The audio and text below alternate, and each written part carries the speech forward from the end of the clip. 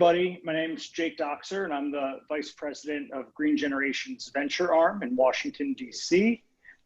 As someone who's very passionate about the real estate technology sector, and in particular, sustainability and climate change, it is an honor to be here today serving as the MC for today's webinar. I've known Michael Beckerman and CREtech team for a few years now, and been a huge supporter of what they are doing. And want to thank them first for asking me and allowing me to participate today. In the future, keep an eye out for more guests, MCs like me. Hopefully they have a haircut as CREtech continues to support and encourage the next generation of real estate tech leaders. Today's webinar is a preview of CREtech's upcoming Reimagining Real Estate Sustainability Summit that runs from September 29th through October 1st, and then on October 7th and 8th. The summit is a two-part virtual event focused on the important intersection of sustainability and real estate today. Attendees will hear from leaders who are at the forefront of creating healthier and safer buildings in cities worldwide. The speakers span a wide range of stakeholders, including corporate professionals, real estate owners and operators, investors, technology companies, and government leaders. Perhaps most importantly, it will feature two of the people we'll be hearing from shortly. Lindsay Baker and Brendan Wallace are the U.S. event co-chairs for the summit, and we are very lucky to have them joining us today. Lindsay and Brendan are two of this industry's leading voices, advocating for accountability and promoting tech adoption as a primary tool for the real estate world to combat climate change, promote sustainability more generally. When we are done here today, please go online, check out the other upcoming CREtech events, including the one I've had circled on my calendar for months, which is the CREtech Match event next month. It's a revolutionary, first of its kind networking event for the real estate tech sector, taking place entirely online. Information on this and the rest of CREtech's extensive programming offerings can be found on their website, CREtech.com/events. As much as I like to hear myself talk, it is time now for the main event. So it is now a great honor to share a Zoom with today's moderator. He's the head of industry relations at MIT's Center for Real Estate.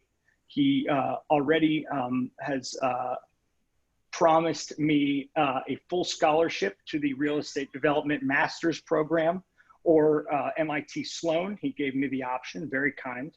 And there you go. It's been said on the internet, so it's true, and you got to stick to it. Everybody, Steve Weikal.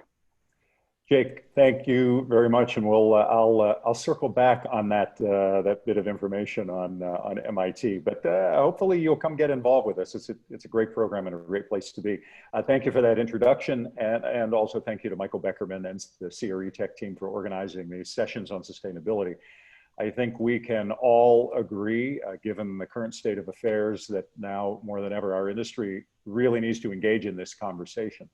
And to that point, I'm pleased to welcome, as Jake said, Lindsay Baker, who's a senior fellow at the Rocky Mountain Institute, also a lecturer at UC Berkeley, and she's the sustainability consultant for the CREtech Global Innovation Consulting practice. Lindsay and I have known one another for a long time. Good to see you again, Lindsay. And Brendan Wallace, co-founder and managing partner of Fifth Wall Ventures, also a regular presenter at CREtech events and throughout the industry. And I might add that both have extensive experience in innovating new and creative companies and solutions that address the pressing human challenges that we are all facing. And so it makes them ideally suited to serve as co-chairs for the US portion of the Reimagining Real Estate Sustainability Summit next week. So with that, we'll get right into it. And Lindsay, I'll start with you, and then I'll come back to Brendan. The upcoming summit is about sustainability. How do you define sustainability in your world with the things that you work on? Well, I'll start by saying, and first of all, thanks for the great introduction, and thanks to CREtech for having us here. I'm super excited about the conference. I'll just say that up front. It's time. It's time for us to do this. Sustainability. My favorite definition is the old-fashioned one, the one that was created by the Brundtland Commission. Not to get too historical about it, back in the 80s. But it's basically conceptually to say we need to live within the bounds of resources that we have available to us so that future generations can do the same. And that is a pretty, I would say, difficult to argue with concept about how society should play out. But we're not doing that even remotely right now. We're far, far, far from that, not to mention that we are completely unequal in the ways that those resources are allocated in the world. And so, I think many would argue that sustainability is it's a wonderful goal, and it's one that we're nowhere close to. But, as we know, also in real estate in particular, the whole field of sustainability has just gotten full of acronyms and concepts that are difficult to understand, and definitions of different, metrics that people argue about. So I get that the word at this point is pretty loaded for people, but it's nice to come back to conceptually what we're talking about, which is just sort of living within our means, and doing that together. We'll come back to that because we're going to tease out a bunch of that and try to unpack it. Brendan, what's your definition of sustainability from the multiple perspectives you have in the industry? So, in particular, we're focused uniquely on the real estate industry. That has been Fifth Wall's model since inception, is we want to encourage the industry to be more innovative and to identify, invest in, adopt new technologies. And the interesting thing is there's a way to measure this for the real estate industry, which is true zero carbon buildings. That is what we want to get to. And I actually think the thrust of that will come through in everything we'll talk about at this conference, which is how do we get from where we are today to that end state? And there's a lot of open questions in that as it relates to ESG, as it relates to offsets, as it relates to investments in climate tech. But for the real estate industry, this is a measurable thing. It's measurable, and it actually is achievable. It just has not been achieved, and it won't be achieved on the path we're on. And to me, that excites me because it means you know what to do. The question is just, how do you get the industry to do it? So I would define sustainability as getting the real estate industry to zero carbon emissions. And that is possible in our lifetimes. And if we do that, that will profoundly impact the climate crisis in a way that I think is counterintuitive to a lot of people, because the industry, the real estate industry, has such a large effect on climate change, and most people are not aware of that. Great, Brendan, thank you. So one version is living within your environmental means, and the other version is going to zero carbon. Both valid perspectives, clearly, and there are probably multiple other perspectives. So we'll talk a little bit more about that. There seems to be rising urgency. In fact, even at the Center for Real Estate, we've had increasing demand from our corporate partners. We recently established the Sustainable Urbanization Lab in response to that. I know you've been seeing it as well. Do you think it has staying power this time? This is not a new conversation. It's been in different versions and variations for a while. What do you think, both of you? Do you think are we going to make progress this time?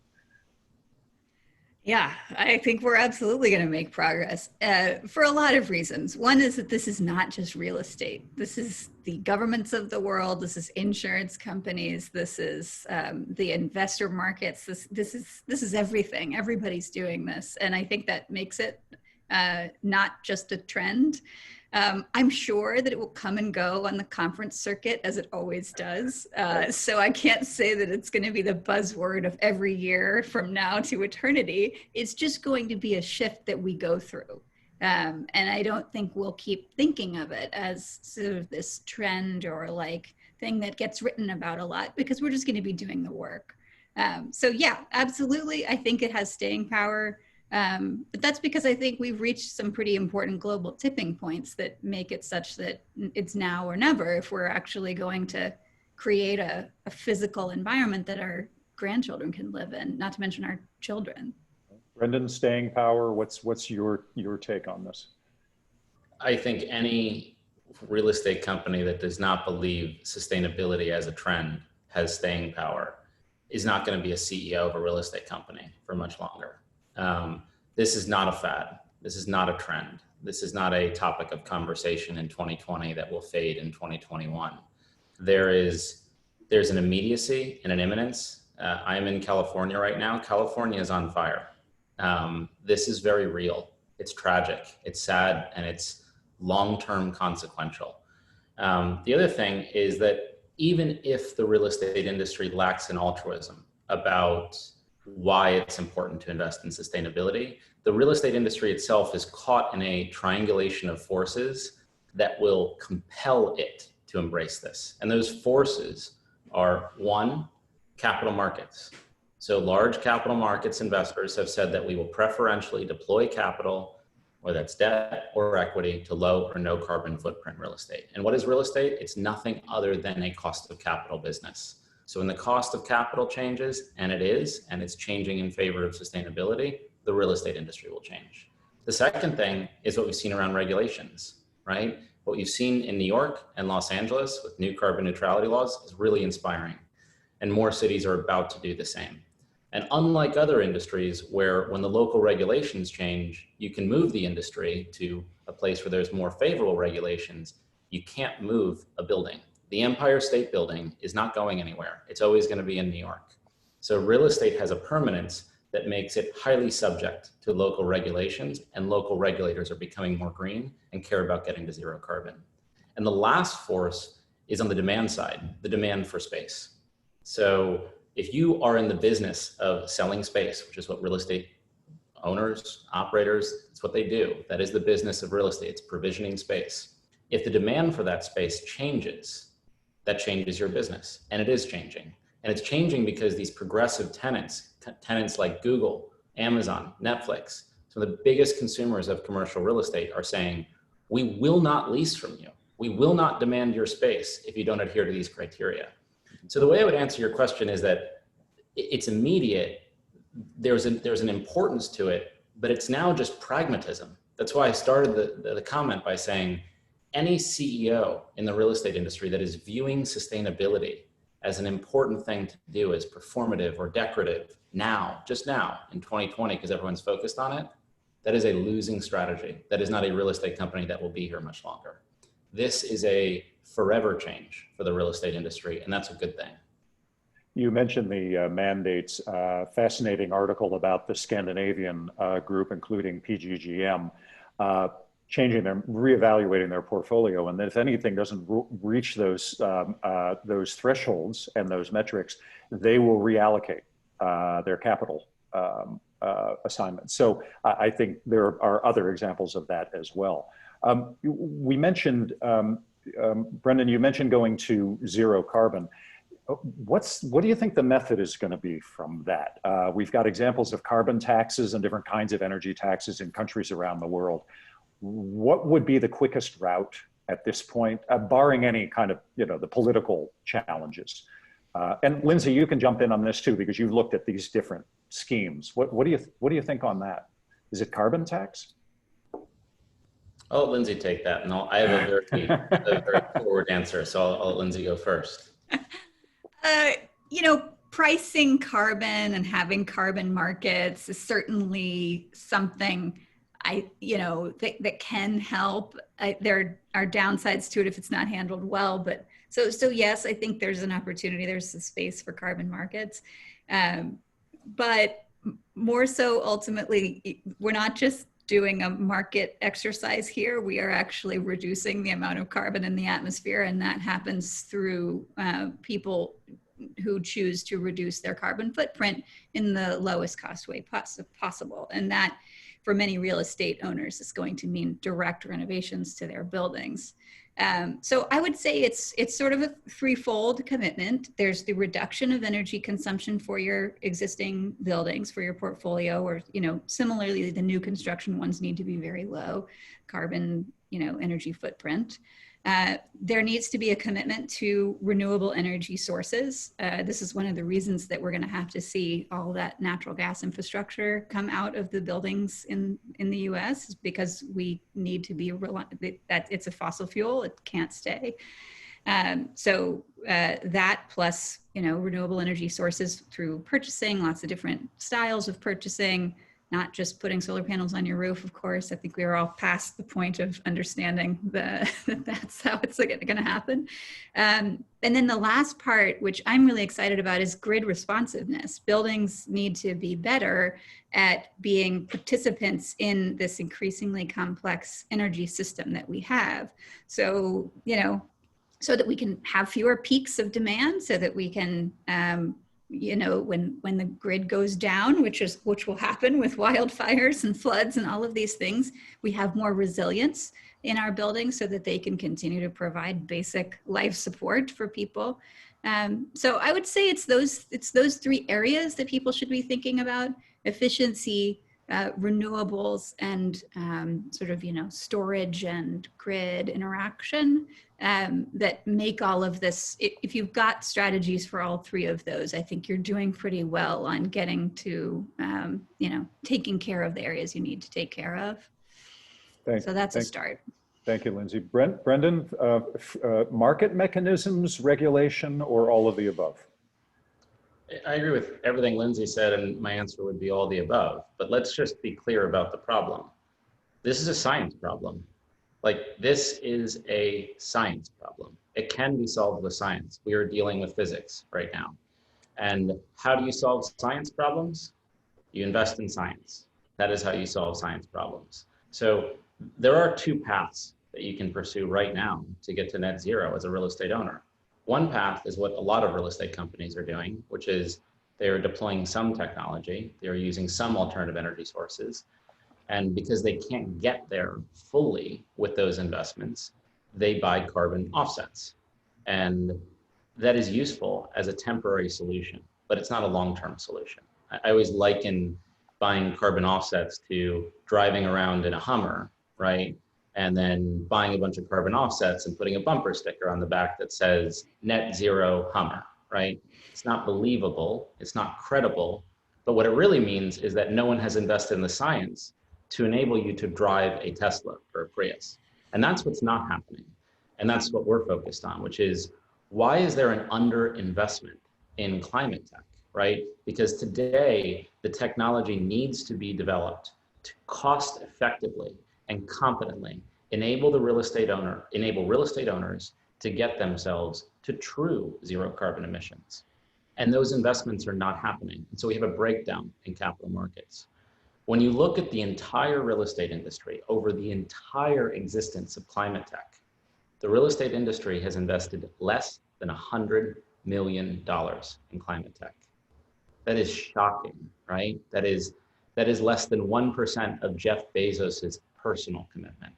So just to be clear, where we are is, we are in an R&D and science hole. The real estate industry has put itself there from years of underinvestment. And now the only opportunity is to dig itself out of that hole. And the open question I think we should all be asking ourselves is, what are the market mechanisms that should be put in place to enable the real estate industry to dig itself out of this science and R&D hole that it's in? Because it's very possible. It just will only be solved with investment. Well, your colleague Brad, my friend Brad Reiwe, has said that this tremendous amount of VC that's available recently is really the R&D for the industry. We're in an industry that hasn't typically had R&D, but I don't know that a couple of $100 million is going to do it, given it's one of the largest asset classes in the world. So how do we get there, Brendan? Just from a financing, if we all agree that we need R&D, what's the mechanism there? What's the solution there, do you think? It's a great question. And I'm just going to tell kind of almost an allegorical, historical example of what happened in PropTech. Obviously, what is existential to why we're all here in CREtech. When PropTech, when technology started to collide with the real estate industry, there was kind of two reactions from the industry. One was the put your head in the sand model, which is, I'm a real estate owner. I don't do technology. I don't invest in technology. I don't have R&D departments. I sell space. That's what I do. That, I think we all know now by 2020, that was a losing strategy. And the real estate companies that have been successful over the last decade, especially the last 5 years, are those that have reconceptualized what it means to be a real estate owner. That the line between a real estate company and a tech company is getting very blurry, and that they're becoming one and the same, and you need to invest in tech. And if you purely rely on capital markets to provide that capital to accelerate the technology you need to improve as a business, it won't accelerate fast enough. The same exact thing is happening around sustainability in real estate, which is today, the real estate industry has in fact relied on private venture capital and private equity markets to finance the technology that will enable it to get to net zero. It's not happening. That amount of money is not flowing in. And so it is incumbent on the real estate industry to, again, reconceptualize what it means to be a real estate owner, to say, I am not just in the business of investing in buildings and space. I am also in the business of investing as a business into climate tech. Why?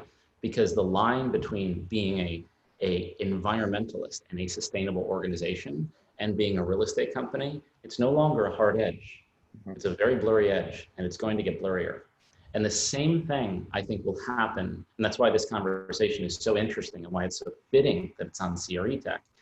The same thing that happened with PropTech is about to happen with sustainability. The real estate owners that embrace that blurriness, embrace the fact that they are going to have to invest in climate tech, will be those that survive and thrive into the future, and those that put their head in the sand and say, why would I invest in this?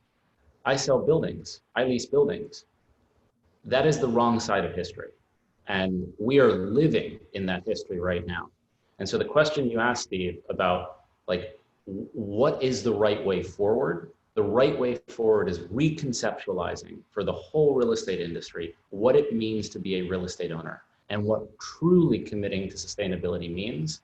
And it means investing in science and R&D and climate tech. And that's the change that we're very focused on driving. Well, and fortunately, that's the kind of thing we do at MIT, and there are a lot of other academic institutions that are doing the work. It's a big undertaking. So I wonder if maybe we'll see some kind of a Bell Labs or some kind of other skunk works where all of the industry gets together the way, frankly, the drug business, the car business, the hardware business, the software business, there are these consortiums. So I would hope that maybe that will be part of the mix. I guess we'll see. Lindsay, do you have some experience with that? Well, I want to highlight what I think is another really important decision and transition that is going to happen here for real estate owners, which is, to your point, Steve, about Bell Labs. So if you imagine what it actually looked like to make a commitment to R&D and innovation at Bell, if you were the leadership of Bell and you were making that decision a certain number of years ago, what did you do to start that process? You hired smart people. You hired great technologists. You hired researchers. You hired people who knew what they were talking about. You gave them a budget and you set them out trying things and seeing what would work. And this is one of the really important things that I think is an opportunity for us in the real estate industry right now as it relates to climate change. Is what else does America need right now? Jobs. It needs jobs. And there are many, many great jobs to be had in the world of property management, facilities management, energy management, all of that stuff that is basically the stewards of our buildings. They need to be very tech savvy and they're not. So there's a huge opportunity for training there. There's a huge opportunity to get more programs to train these kinds of folks to get into real estate portfolios and start trying things. Honestly, one of the biggest problems that I had as a smart building software entrepreneur was finding people who understood what I was talking about when I was talking about software in buildings. And that's a silly and unnecessary problem to have, because it basically means we can't make that transition. So I think along with this investment to R&D, the actual dollars that have to be put to that, to some degree, it's about hiring people to get to work on those things so that we actually, as sustainability as sustainability advocates, or for, people who have a piece of technology, they need to have someone to pitch to at a real estate organization. So if you don't have a head of innovation, we don't even know where to go. If you don't have a head of sustainability, we don't think you have that as a priority. How are you going to make that happen? So I'd like to see that as a decision that more companies make. Yeah. And what Lindsay said, I think it's such an important point, because I do think all these things are tied together in a fairly virtuous circle, meaning when you have real commitments and you have real money flowing into a space, you will attract bright minds, and you will attract people that truly care about this. And I think what we see too much of in the real estate industry is that a lot of the investment into sustainability programs, those are PR programs, those are communications programs. The money goes into websites and brochures and credentials that no one can verify, and certifications and kind of awards that are self-awarded. There is a lot of that.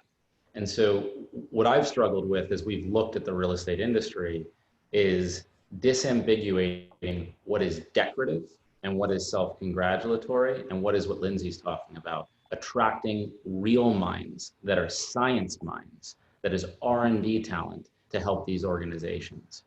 And I think what you will see is a shift in real estate sustainability programs away from what is largely a communications and branding and PR strategy today to being more of a science and investment strategy in the future. And that is exactly what needs to happen. And that's a great point, Brendan, and along with the financial commitment, because we know that the financial commitment without the people and the technology without the people we know that doesn't turn out well. So, but you gave me a perfect lead into a next step in this conversation about ESG and sustainability. And we know that's in the vernacular. There's a lot of conversation, not only in real estate, but throughout industry. Let's talk about company sustainability commitments and the relationship with E, S, and G.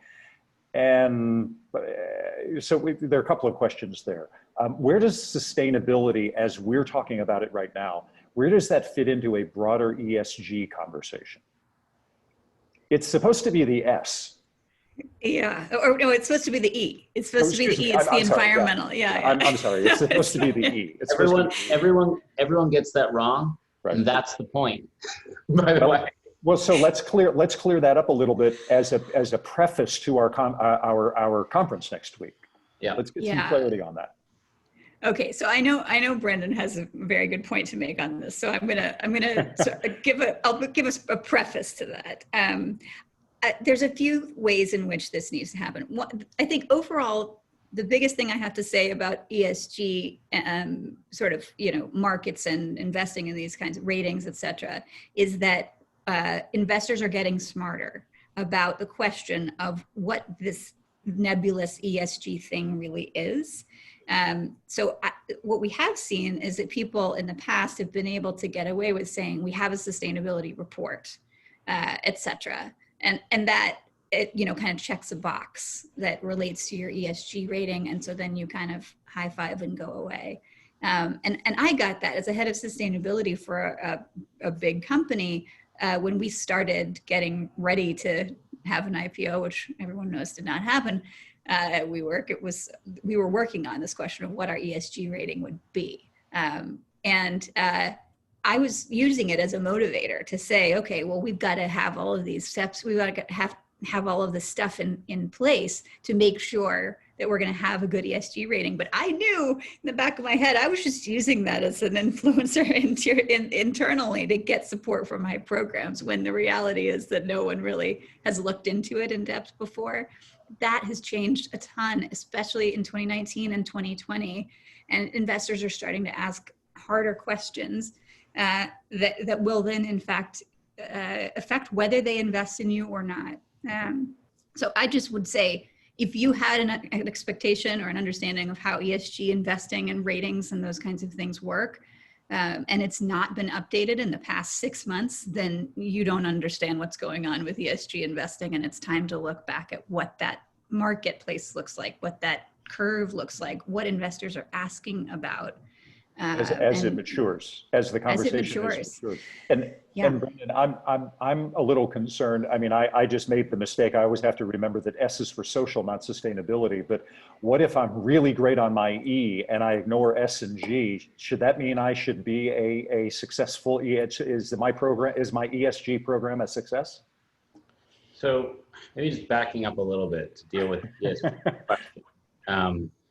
It's an odd conflation of things, all of which are important for companies. Everyone agrees that improving businesses around E, S, and G is critical.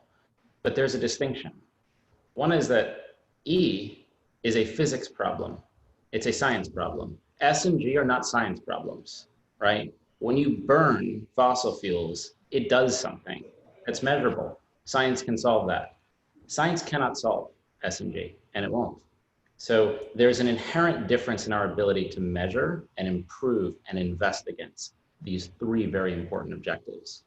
The second thing that I think ESG has done a disservice to sustainability is that it has conflated things for all industries where the magnitudes of those things for different industries matter quite a bit. So for example, real estate is not a massive employer, but it's a massive polluter. So the E is very important in real estate. The S and G are important, but less so. And the inverse will be true of a technology company or a staffing company, right? Those are companies for whom the S and G are very important. E is also important, but less so. So conflating them confers the implication of equal weight on them for all industries. And that is why when you talk to many real estate owners about what is your sustainability program, it has always been odd to me that the conversation nebulously shifts to away from sustainability towards affordable housing and homelessness, which are very important problems, but they do not relate to sustainability, or they at least do not directly relate to sustainability. And so one thing I think that's important to do is for advocates of the real estate industry's commitment to climate change to say that it is actually a disservice, I think, to have the conversation through the construct of ESG, because there's immeasurable things and measurable things. And real estate industry is completely orders of magnitude more impactful around E than anything else in its business. And the immeasurability of S and G get lumped in with the implied immeasurability of E, which is not true. It is measurable now. So somehow I think we have to atomize ESG and dissociate these things from one another, accept that they are all important, but some are more important than others for different industries. And for real estate, it is E. E is where we turn the lever on real estate. It is not S and G. They are important and they are critical, but they are not deterministic in climate change in the same way that E is for real estate. Wow, that was beautifully put. Thank you, Brendan, and provocative. I know we're going to drill down into all of these topics next week. One of your colleagues was interviewed, and I was not fully aware. We all hear the 40% of the world's consumption of energy by the real estate industry. I hadn't considered the 30% of total greenhouse gases and 40% of raw materials. I think I knew them, but I hadn't seen the number placed on that. So it does point to this idea that the E in our industry, we can do something about that, and it's also significant. It's huge, and we have a duty to do something about it. What do you think about? By the way, Lindsay, any further comments on that? I mean, Brendan really did a great job of. I mean, yeah, no, I agree. And I think there's a lot there, but I also will just, yeah. Can I add one point, Steve, on what you just said? What you just said, all true stats about how impactful the real estate industry is on climate change, on consumption of resources, on energy, on CO2 emissions. That is so counterintuitive to most people. It is not something that is just obvious to the public. And so when you look at where people that genuinely care about the environment have focused, they have focused on the industries that more obviously and intuitively impact climate change. Transportation, heavy manufacturing, industrials, shipping, like that is where a lot of the focus has fallen. And so it's so interesting about real estate is that it is this culprit, probably the single biggest industry culprit that has been hiding in plain sight. And what I think is exciting, but also a huge opportunity, is that changing behavior in the real estate industry, I actually think is easier than in the transportation industry where we have to rely on consumers. And why? Because there's a smaller group of constituent actors that we have to influence. It's very hard to get everyone to want to drive an electric car. That is very hard. Or to convert from plastic straws to paper straws, or to install Nest thermostats. Those are hard problems. They relate to consumer behavior and sociology and technology and cost that are very complicated and people have worked on for years. With real estate, it's a bit more simple. We're talking about probably 500 corporations that control a significant amount of America's commercial real estate. And by regulating and taxing and providing incentives to those real estate companies to do the right thing, we can have a far more profound impact than many of the activities that have previously characterized environmental movements. And that's a huge opportunity. One that, frankly, I think is so exciting about what this conference is kind of ambitioned to do, which is this is solvable. We know who the relevant players are. They are identifiable. Many of them are Fifth Wall's LPs, and they want to do this. Many of these CEOs and real estate companies are genuinely committed to creating a more sustainable future. The question now that we get to answer, and we can answer, is how. And that's just so exciting. I think it should be exciting for everyone in the sustainability movement that we now have this gigantic lever to turn, and that is the real estate industry. And the numbers are big. They're 30%, 40%, and 40%. They're huge. Yeah, thank you for that. Lindsay? Yeah, I guess I just want to add one thing. I think part of what I agree, this is a very straightforward, very concentrated opportunity of a group of people to make a set of decisions that will change the world. It's like just so close you can taste it, right? It's like, it's there. I think the hardest part is getting rid of these ideas of whose responsibility it is or who exactly makes which decision. You know, when you're talking about raw materials, one of the things real estate decision makers will often say is like, oh, well, the subs buy those things, you know? Or in the case of tenants and split incentives, we get a lot of that. And I think that is definitely one of the reasons that we haven't moved faster. But for better or for worse, the planet doesn't care whose responsibility it is in your supply chain to care about it. And ultimately, for a lot of real estate companies, they are in a position to use their buying power to make these decisions. They are in a position to make changes in their lease agreements. They are in absolutely enough power. They have enough power to make these decisions. And as an industry, we're going to do that together. So there are, you know, manufacturers, architects, service providers, everyone is in on the same thing. Everyone's trying to get to the same goals. I think part of the issue is we've tended to kind of like point at the other guy and say it's his decision to make. We don't have time for that. And it's kind of silly at this point to do it that way. So, you know, I think it should be easy, and it would be easier if we thought about it from the perspective of the planet instead of the perspective of our narrow sort of like, what hat do we wear? And also, Lindsay, it's a great point you brought up about supply chains, because again, this is solvable. This is not an impossible problem to solve. The problem of tracking your supply chains, the consumer retail industry does this. If you look at what Kering and LVMH have done, those are far more complicated supply chains than the real estate industry. Far more complex, far more international, far more nuanced, far more just from an industrial perspective, that is about as obtuse as you can get, and they've done it. It is doable. This is achievable. And so when real estate owners say, well, of course I get all my subcontractors, it's impossible for me to know where they're sourcing all of their materials. That is the kind of thing that in 2020, we should be saying, wrong. It's not. It just means that you haven't invested the time and attention and energy, or you haven't, as they haven't, invested in the science to do so. Like, I keep coming back to this core problem of, this is not some opaque mystery. This is a science problem.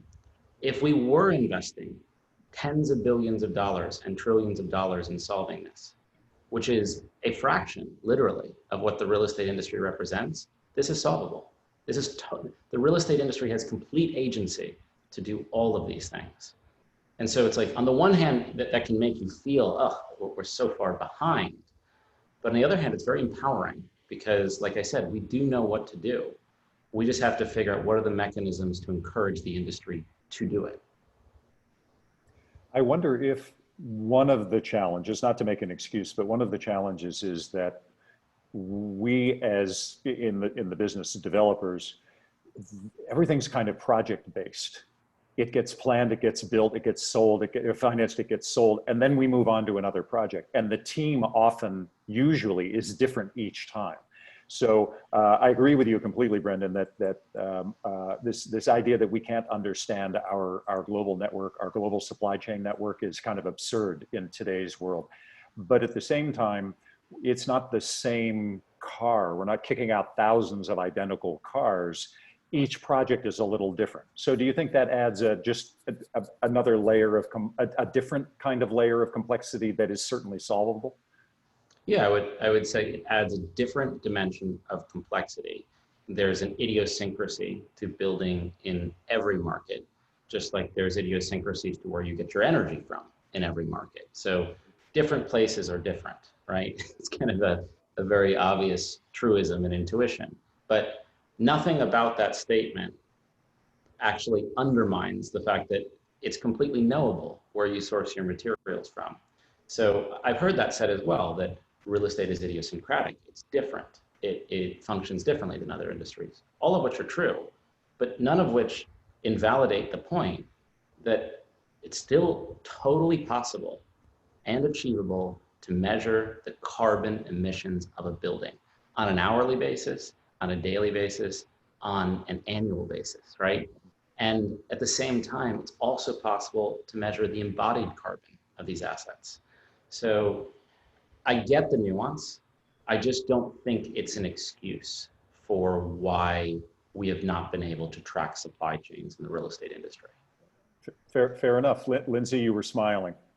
I mean, it's just because, you know, I guess the argument that one should not do something in business today because it is nuanced is not an argument that gets used for anything but this stuff. And that's so frustrating that that people are like, you know, like what, like, you know, think about the financial markets and how they function today. You know, do you think anyone in Wall Street was like, hey, I'm going to invent this new derivative? And someone was like, that sounds complicated. You know, like, better not do it. Yeah. Don't do it. You know, it's all complicated. It sort of reminds me, we've been rewatching the TV show Lost here in my home, which I don't know why, but it's what we've been watching. And there's this, you know, one of those scenes right after the plane has crashed. This is not a spoiler alert for anyone that hasn't watched Lost. A plane crashes. And all these people are on this desert island and they're trying to figure out what to do. And one of them is this particular character just kind of sitting there and being completely unhelpful. And her brother comes over and is like, hey, why aren't you being helpful? Why aren't you doing stuff? And she was like, I was just in a plane crash. And he's like, yeah, we all were. We were all in a plane crash. So like saying that you can't handle it or that it sounds a little tough is just not an excuse right now in the world we live in, you know? Yeah. And for the real estate industry in particular, and using this same parable of technology's collision with the real estate industry, yes, it is complicated, but everyone's dealing with the same thing, and it's been done. Real estate industry participants and CEOs that Fifth Wall would talk to. So, you know, Fifth Wall has gone on to raise, we have 1.4 billion under management. When we first started, before we had our first fund, I would sit down with real estate CEOs, and they would say it's really complicated to figure out how to integrate tech into our buildings. It's very complicated to figure out venture capital. It's very complicated to figure out access control. And that was kind of almost a reflexive response. And my retort was, yeah, that's the point. It's very complicated. But this is what the future represents for your business. And so in the same way, all of this complexity that we're kind of exploring the contours of right now around how do you measure carbon, how do you measure emissions, how do you measure offsets, do we think offsets are viable? All of those are very real, very valid, very important questions, but you have to lean into them. The answer isn't that they're confusing, so lean out. You actually have to lean into this and force the dialogue that will kind of almost extricate inaction from complexity, because those are not the same thing. Yeah, Yep. maybe the retort should just be, that's why we make the big bucks. Brendan, to that point, there was a question from one of our attendees asking about measuring the E on the building level, which you said this is not rocket science. This is a science problem. We can figure this out. They're saying that in their experience that at the building level, there actually are a lot of tools there. So it really does sound like it's a real estate obstacle. It's a mindset obstacle because, frankly, aside from all of the new shiny things the three of us get to look at every day, new startups and new technologies, some of that's already been with us for a while. And I don't know, Lindsay, you spent, with your experience with Comfy and Siemens, these tools are out there, but they're not being used. Is that is that a fair evaluation? It is. Yeah, I mean, I would say I didn't think we would be where we are in 2020. I thought we would be further in our deploying of these kinds of things. I'm not sure if I totally understand the question that the person is asking, but I think I can get some helpful stuff framing in here. We know how to reduce energy in buildings. We know that it is a very simple problem, right? We've got fossil fuels, they get burned, they produce electricity, or they, are directly used in buildings. And we have to cut that down massively. We know how to do that, and we know how to measure it. We have energy use intensity is a very good metric for buildings, et cetera. What we have is a problem of being able to do that at scale. And that requires a certain amount of coordination on the sort of science and technology front. We have a lot of buildings that are too complicated right now to effectively and rapidly reduce their EUI. We have issues where we need R&D in the types of equipment that is not cost effective yet to get into buildings so that we can stop burning fossil fuels on site. We have, so there are a lot of opportunities to improve the technology and to deploy it faster. We know what the metrics are. We just haven't gotten there yet. I hope that helps a little bit to the. Well, yeah, I didn't do a question. great job of articulating the question. Just if it is possible to measure the E, then is there a real estate obstacle? It was a statement and a question, but it does then lead me to an area that I would like to discuss is just whether we're going to call it sustainable tech or climate tech, or we're not going to call it anything, but the industry will give it a name. What are you seeing? Lindsay, you just alluded to some of the things we can't yet do. So maybe that's an opportunity for young companies. What are you seeing, Brendan? What are you seeing when when companies are coming to pitch you that you're excited about? What area in the equation is most compelling that you can talk about? That's a tough one, and I'm being mindful of time. I could probably talk for a long time about that, but it's everything. That's okay, we're flexible. We're flexible. From materials tech to smart building technology, to access control, to on-site energy. There's just an enormous amount to go through. Everything is exciting. I thought what Lindsay just said, just to go back to that last question, is so interesting because one of the ways, it is totally measurable, is the first point. It is totally measurable. And I found that one of the best ways to really get to what real estate companies are doing is to ask simple questions and repeat them. So when you meet with the head of sustainability for a real estate company, you say, how much have you invested in climate tech? And you'd get a lot of hand-wavy, decorative, oftentimes performative answers. And then you ask the question again, I'm not sure I understood. How much have you invested into climate tech? And again, you'll get the same answer. And then you ask it again, and that people will talk about offsets. And then you'll ask it again, and they'll talk about deployments. And then you'll ask it again, and they'll be like, actually, we haven't done any investments in climate tech. So what's interesting is that anyone can ask these questions. Any tenant, any person can ask these questions. They're very simple. What are the emissions of your building? Tell me, like, show me the numbers. How much have you invested into this asset with respect to the technology to reduce it? Show me the number. Like, these are numerical, knowable things. And then how much have you invested into tech to take it to true carbon neutral? And you don't have to ask that many questions. You do have to repeat them quite often because there is this Byzantine maze of layers of ESG and complexity and offsets and energy purchases that you have to wade through. But people, consumers, tenants should start asking simpler questions because this is not, again, that complicated an issue at its core. How to get there is very complicated and very nuanced. But the average tenant, the average landlord, the average consumer can understand what it means for a building to be generating gigatons of carbon. You know what that looks like. That is a number. And you know what dollars look like. They have dollar signs next to them, and you can ask about them.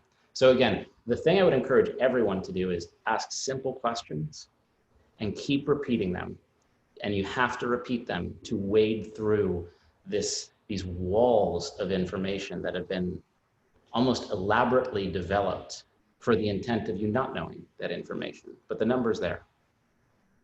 Can I just add real quick on this point about the numbers and on measurement? If you work in an organization that has not yet invested in making sure that you know how much energy you consume, if you haven't put meters and infrastructure in, two things. One is you're behind, and two is, please God, don't spend the next 2 years just measuring without reducing. Because this is not going to get you ahead in any way. Just because you don't have energy meters doesn't mean you can't start reducing energy now.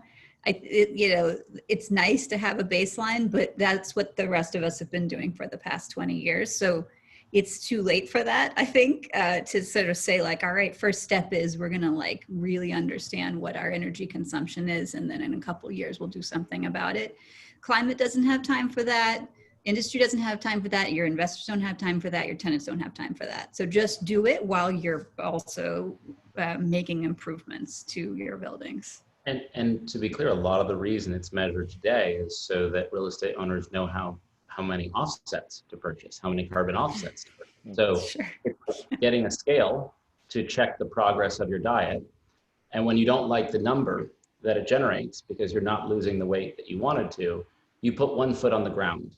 And you're like, oh, I lost 20 pounds. You didn't lose 20 pounds. You just put your foot on the ground. So when real estate owners say, oh, I generated this much in emissions, and now we've reduced that dramatically, we should all applaud the fact that they are buying offsets. That is a good thing. It's just not a sustainable solution. It is the equivalent of putting your foot on the ground. So we need to encourage a kind of empiricism, but an accountability that has been absent. And I keep coming back to this, that this is not rocket science.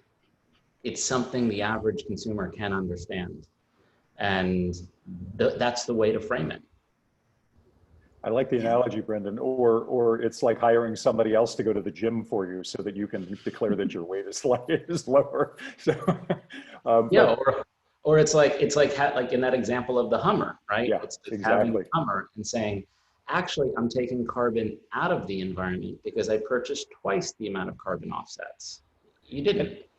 And Brendan, to your point, if you're measuring, just to stay with this topic, if you're already measuring so that you can weigh how many offsets to buy, why in the hell wouldn't you also do something to, you already know the number, why wouldn't you do something to lower your number? That seems obvious. Here's why. Because it's hard. That's hard. Investing in science is hard.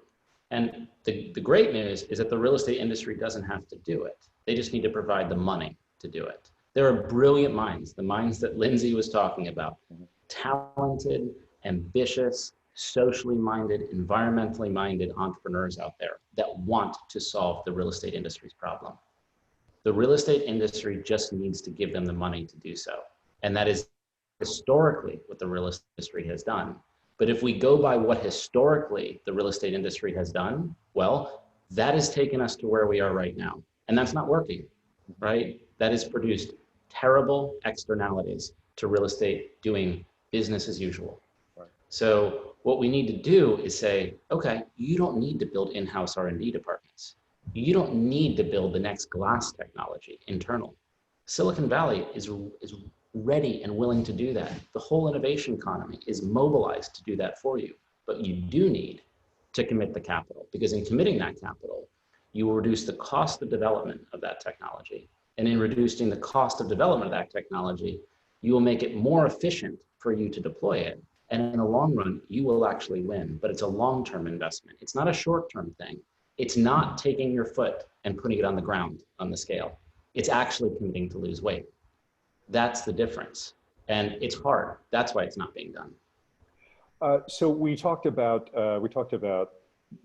how to get there and some of the mechanics of how to get there. But what about actions that tenants and consumers can take? So we've actually talked a lot about valuations and pricing and the capital angle on this. But when do we rate buildings, because there's ESG ranking and evaluation in the broader industries. We don't really have that in the commercial real estate industry yet.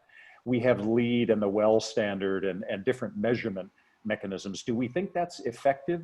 And how do we call out companies who are climate washing or sustainability washing or whatever washing they're doing, to the earlier point?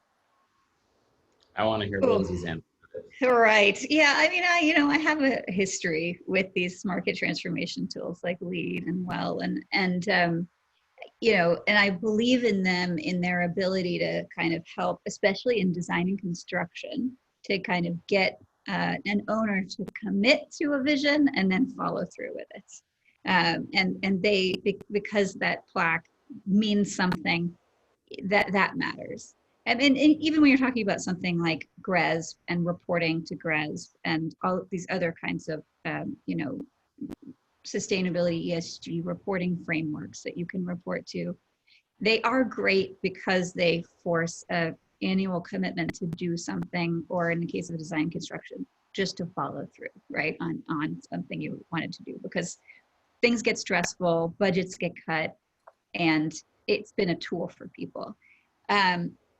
I think we're approaching a time when those are not sufficient to get us to where we need to be. We've talked a lot in this hour about the fact that cities are going to regulate this. Insurance companies are going to require it. Investors are requiring it. One of my favorite stories I heard recently was someone in a real estate firm talking about how they talked with their Dutch investors about the fact that they were committed to carbon neutrality by 2050.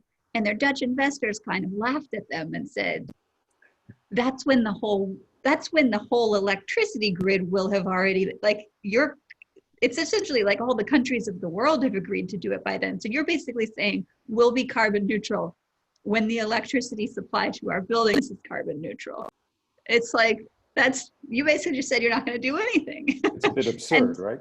It's totally absurd. And people need to know that the markets aren't going to take that as an answer anymore. So if you want to show that you're actually a part of climate, then you have to know that you have to essentially be ready to commit to something more aggressive than that. Mm-hmm. And tenants are going to ask you to commit to something more aggressive than that now. Carbon neutrality is something, I think, definition-wise, is always going to be under debate. But if I were a tenant and I were looking at what I wanted to demand from my landlord, I would probably be looking for them to have made a science-based target commitment, because it is a legitimate commitment that companies make all over the world. Many, many, many companies have made it. Not very many real estate companies have made it. but many companies have said, we have a commitment to specifically climate change. And it's in that science-based target initiative that you can look up. It's a rigorous system. So that's what I would do. Brendan, how do we get beyond the plaque on the front door? It's a great question. We're trying to There's figure the that out. property level, then there's the portfolio level, and then there's the company level. So we're talking about different levels of accountability. So I know Lindsay and I are both working on this in different ways. The way we're focusing on it is through what we know best, technology, right? And technology investment. Fifth Wall is the largest and the most active investor in real estate technology. We have 60 of the world's largest real estate owner, operator, developers in every asset class from now 14 different countries. So I think we're in a unique position to do this. I think what the answer lies in is in building a consortium. No individual real estate company acting on its own will solve this. This is inherently, definitionally, this is a collective action problem, and it requires a collective action solution. And so in some ways, the fact that we're talking about how to ask the hard questions and the right questions to real estate owners is part of it. But part of it is to give them an alternative, something easy that lets them continue to do what they're doing, but invest in the right things. And so I actually think it's something closer to like a pledge, where we ask the real estate industry to say, you generate this much revenue every year. You generate this much profit every year. And if you invest in climate tech with some portion of that in some kind of pledge, that's accountable. And you are relying on the innovation economy and the brilliant minds that Lindsay was talking about to create the technology that will ultimately help you, so that it's not in 2050 when you're carbon neutral. It's not in 2050, it's in 2030. So I think a lot of it lies in building something that the real estate industry can say yes to. I don't think that real estate CEOs don't care about this issue. I think they think it's too complicated to solve on their own. And so the question is, how do we enable them to sign up, to commit to something that they don't have to do it on their own? They can do it with their peers. They can do it collectively as an industry. And to be honest, that could be a template. That could be a paradigm that we emulate in other industries. It just so happens the real estate industry is so big and so impactful and so contributive to climate change that we have to solve it for the real estate industry now. And I think that model will scale. And so honestly, that is what Fifth Wall has been focused on. Is how do we create that kind of cross-industry collaboration, building a consortium, building a pledge to truly commit to climate tech for the whole industry. That's great, Brendan. Thank you. And I hope MIT will be part of that conversation as well. So unfortunately, we're out of time. The good thing is to everybody, next week, lots of panels, lots of continuing discussions, drilling down into all of these topics and more. So I would remind everybody to make sure to sign up for the event next week, the summit on the 29th and the 1st in the US, and also get the European perspective, which could be very interesting and informative, instructive as well on the 7th and the 8th. So I'll say thank you to both Lindsay Baker and Brendan Wallace for this really great, provocative and important conversation at a critical point in time. And I hope we get a chance to do it again. So thank you. I'll turn it back to Jake. Thank you, Steve. I hope everyone found that to be as interesting and as informative as I did. And hope to see you all next week at the summit. Thank you for joining us, and have a great rest of your day.